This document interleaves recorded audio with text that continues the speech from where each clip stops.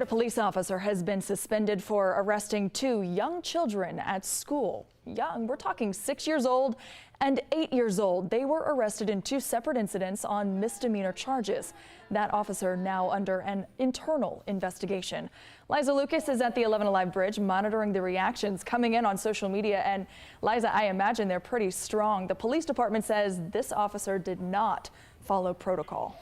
Christy, Orlando's police chief, says that school resource officer Dennis Turner was supposed to ask for approval from his commanding officer before making any arrests for kids under the age of 12, and he did not seek that approval, and that is department policy. So a little more backstory. The 6-year-old was actually charged with battery after kicking a classmate at her Orlando school, and her grandmother actually attributed her behavioral problems to sleep disorders. Take a listen.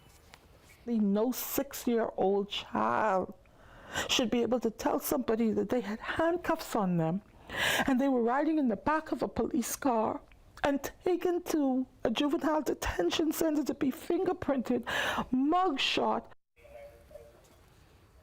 Now, the arrest was actually stopped before that little girl was processed, and she was then taken back to school. But a lot of people have been commenting about this. Now, at this time, there are very limited details when it comes to the 8-year-old's arrest. But that 8-year-old was processed and then released to a guardian. Now, meanwhile, questions online, as you can imagine, there have been hundreds of comments and shares in regards to the story since we have shared it. And this one from Julie saying, take her to the office to be picked up by family, but arrest her, a 6-year-old?